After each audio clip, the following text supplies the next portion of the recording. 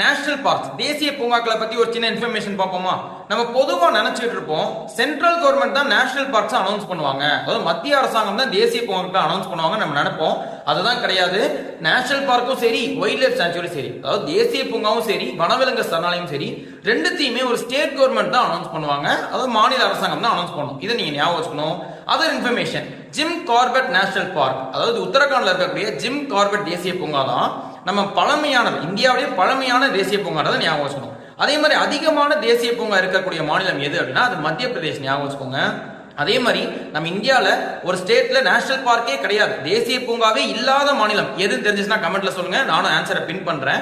அதை விட ரொம்ப முக்கியமான இன்ஃபர்மேஷன் நம்ம சேனலை ஃபாலோ பண்றவங்க நல்லாவே தெரியும்.